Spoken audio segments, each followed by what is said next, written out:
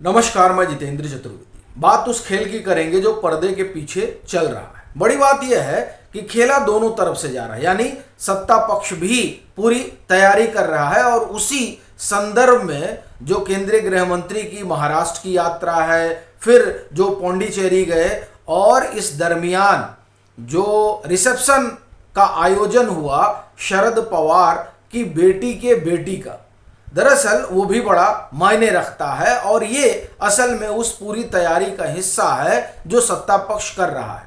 तो इसके जरिए वो क्या साध रहे हैं, क्या कर रहे हैं, इसको जानेंगे। लेकिन पहले ये समझ लेते हैं कि आखिर में जो उधर से खेला जा रहा है, यानी वो जो सरकार के खिलाफ खड़े हैं और खास तौर से नरेंद्र मोदी को हटा देना चाहते हैं, वो किस तरह की कवायद में जुटे हुए हैं, उसकी एक बानगी तो मिटाने दे ही दी है। अश्वनी वैष्णव को ये बताकर कि साहब हमारी क्या गलती है, हमको तो बकायदे पेड किया जा रहा है इस बात के लिए कि नरेंद्र मोदी को हटाना है, नरेंद्र मोदी के खिलाफ अभियान चलाना है और इस अभियान चलाए जाने को लेकर बकायदे पैसे दिए गए हैं, डाले गए हैं। और ऐसा वो लोग कर रहे हैं जो सीधे तौर पर इस सरकार के खिलाफ माहौल बनाना चाहते हैं और वो उसमें लगे हुए हैं। एक उदाहरण आपको देता हूं और फिर इस बातचीत को आगे बढ़ाता हूं। सबसे बड़ी चीज जो हो रही है, आप देखिए कि किस तरह से ये जो एआई इंट्रोड्यूस हुआ है वो आपके जहन को पढ़ रहा है और वो जो पढ़ रहा है उस लिहाज से आपके सामने कंटेंट भेज रहा है। यानी अगर आप ऐसा कंटेंट पसंद कर रहे हैं जिसमें आप पूरी तरह से नरेंद्र मोदी की आलोचना सुनना चाहते हैं, आपने एक दो बार उस तरह के पोस्ट देखे तो फिर वो आपके आगे फेंके जाएंगे। एक और दूसरा ये तरीका है। दूसरा तरीका ये है कि एज ग्रुप सेट कर दिया गया है और उस एज ग्रुप में उस तरह के कंटेंट भेजे जा रहे हैं जिससे आप डिस्कनेक्ट हो, आपका मोह भंग हो। ये जो पूरी तैयारी है वो तैयारी दरअसल पेड आप ये कहें कि अभियान का हिस्सा है। और इस बात को ये जो मेटा है उसने उजागर किया है भारत सरकार के सामने। मतलब बड़ा साफ है कि कुछ लोग हैं जो हटाना चाहते हैं। उन हटाने वालों में सीधी सी बात है कि उद्योगपति तो शामिल हैं। क्योंकि आप देखिए लंबी फहरिस्त है, नाम किसी का लेने से क्या है ना कि मामला गड़बड़ हो जाता है, तो नाम तो नहीं लूंगा, लेकिन आप ये जान रहे हैं कि कौन लोग हैं जो इनके पीछे पड़े हुए हैं और उनके अपने राजनीतिक आकाओं के हित हैं और फिर उनका अपना भी हित है। यानी दो तरह का हित काम कर रहा है जो नरेंद्र मोदी की सरकार को हिलाना और गिराना चाहता है। मेटा ने यह बता दिया। उसके बाद में आप देखिए मेटा ने जो कहा उससे आगे चलिए और देखिए कि किस तरह की प्रतिद्वंदिता चल रही है और उस प्रतिद्वंदिता में कौन लोग हैं जो अडानी के पीछे पड़े हुए हैं। जो लोग अडानी के पीछे पड़े हुए हैं वो सीधे तौर पर नरेंद्र मोदी की सरकार को अस्थिर कर देना चाहते हैं। और अब तो बात केंद्रीय गृह मंत्री अमित शाह के इस्तीफे तक पहुंच चुकी है। अगर भूले ना हो तो याद दिलाता हूं, जब नरेंद्र मोदी मुख्यमंत्री हुआ करते थे गुजरात के, तब भी निशाना अंततः अमित शाह पर ही लगाया गया था कि अगर अमित शाह को तोड़ दिया गया, अमित शाह को पकड़ लिया गया, अमित शाह को बाहर करवा दिया गया तो नरेंद्र मोदी की जो सरकार है वो गिर जाएगी। गुजरात में कोशिश हुई थी और उसी कोशिश का आप एक तरह से कहें कि ये हासिल था कि उनको न सिर्फ पद छोड़ना पड़ा बल्कि तड़ी पारी की सजा भी काटनी पड़ी। ये स्थिति पैदा कर दी गई थी। तो उससे अलग कहानी आज की नहीं है। अभी भी उसी तरीके का माहौल बनाया जा रहा है।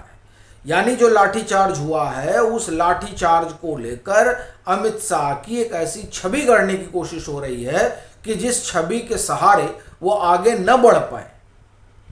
तो ये आप एक तरह से कहें कि राजनीतिक कोशिश हो रही है जिसके लिए फंड आ रहा है और फंड वही लोग कर रहे हैं जो तेल के खेल से परेशान है, जो E20 से परेशान है, और उसमें वो भी शुमार हैं जिनके खिलाफ E20 के बहाने अभियान चल रहा है। तो सब मिलकर एक तरह से कहा जाए कि पूरी चढ़ाई है, और उस चढ़ाई का एक हिस्सा भीतरघात भी है। ऐसा नहीं है कि भीतरघात नहीं चल रहा है with in BJP, Narendra Modi और अमित शाह के खिलाफ, वो भी चल रहा है साहब। नहीं तो अब आप कल्पना करिए कि अगर सिर्फ और सिर्फ मामला ये होता कि विपक्ष पीछे पड़ा हुआ है और कुछ उद्योगपति पीछे पड़े हुए हैं, तो इनके पीछे पड़ने से अमित शाह को क्या फर्क पड़ने वाला था। दरअसल विद इन पार्टी भी बड़ी रसाकसी और बड़ा खेल चल रहा है।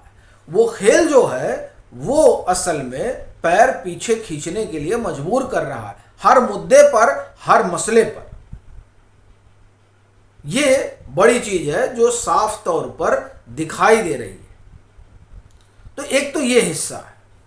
दूसरा हिस्सा जो है वो, जो आप ये कहें कि अमित शाह और प्रधानमंत्री नरेंद्र मोदी की तैयारी है,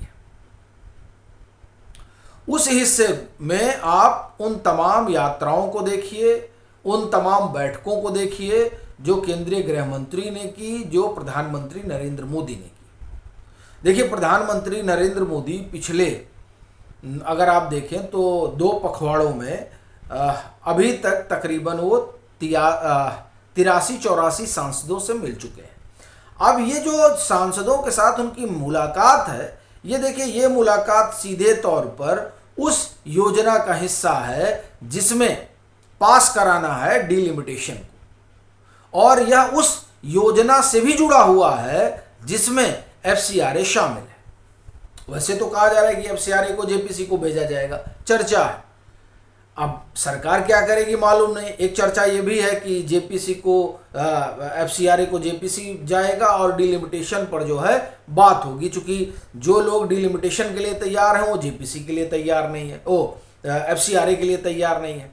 तो ये कहा जा रहा है कि ये थोड़ा विरोधाभास है, इसलिए FCRA को ठंडे बस्ते में डालने की बात हो रही है।